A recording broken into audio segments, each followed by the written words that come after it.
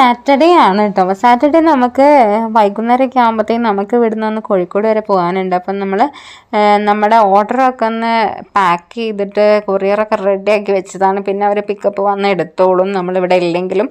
അങ്ങനെ നമുക്കൊരു കല്യാണം ഉണ്ടായിരുന്നു. അപ്പോൾ സാറ്റർഡേ വൈകുന്നേരം പോയി പിറ്റേന്ന് നമ്മൾ രാവിലെ തന്നെ കല്യാണത്തിന് ഇറങ്ങിയതാണ് കേട്ടോ.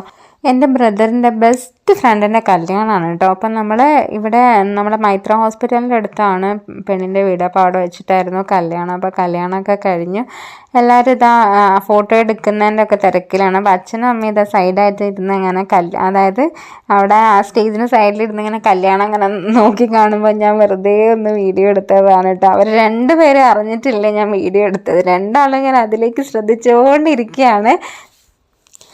പിന്നെ നമ്മളെ കല്യാണച്ചക്കൻ എന്ന് പറഞ്ഞു കഴിഞ്ഞാൽ നമ്മളെ ചൈൽഡ്ഹുഡിൽ നമ്മളൊക്കെ ഒന്നിച്ച്, അതായത് നെയ്ബേഴ്സ് ആയിരുന്നു. അപ്പോൾ അവിടെയുള്ള ഒരുപാട് ആൾക്കാരെ കണ്ടിട്ടുണ്ടായിരുന്നു. നമ്മൾ ഒരുപാട് വർഷങ്ങളായി ഞങ്ങൾ കണ്ടിട്ട്. അപ്പോൾ അവരെയൊക്കെ കണ്ട് കുറേ നമ്മൾ സംസാരിച്ചു. അങ്ങനെ ദാഹിമോന് ഇടയ്ക്കിടയ്ക്ക് നഖം കടിക്കുന്ന ഒരു ശീലം ഇപ്പം ഈ അടുത്തായിട്ട് തുടങ്ങിയിട്ടുണ്ട് കേട്ടോ. ഇടയ്ക്കിടയ്ക്ക് ആ കൈ വായിലേക്ക് കൊണ്ടുപോകുന്നുണ്ട്. അപ്പോൾ ഇടയ്ക്ക് ഞാൻ കണ്ണുരുട്ടി പേടിപ്പിക്കുമ്പോൾ താത്തു അങ്ങനെ ഞങ്ങൾ ഫോട്ടോ ഒക്കെ എടുത്ത് കഴിഞ്ഞിട്ട് ഭക്ഷണം കഴിക്കാൻ വേണ്ടിയിട്ട് വന്നതാണ്. സദ്യയാണ് കേട്ടോ.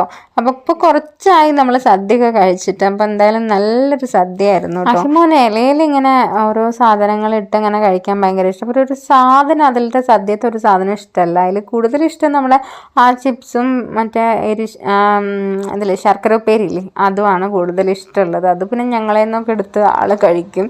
വേറൊന്നും ഇഷ്ടമല്ല. എന്നിട്ട് അതൊക്കെ എടുത്ത് എൻ്റെയിലേക്ക് ഇടും. അങ്ങനെ എന്തായാലും നമ്മളെല്ലാം കൂട്ടിയിട്ടൊരു സദ്യ കൊണ്ട് കഴിച്ചു. വയറങ്ങോട്ട് നിറഞ്ഞു. കുറച്ച് ചോറ് മതി.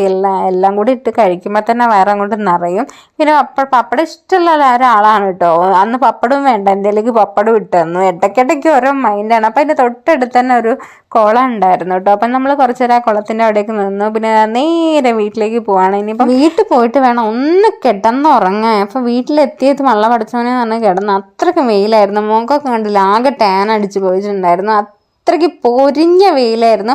അങ്ങനെ വീട്ടിൽ പോയി കുറച്ച് നേരം കിടന്നുറങ്ങി. വൈകുന്നേരം ആകുമ്പോൾ റിസപ്ഷന് പോകാനുണ്ടായിരുന്നു. അത് കഴിഞ്ഞ് നേരെ അരീക്കോടേക്ക് വിട്ടു. അപ്പോൾ ഓക്കെ.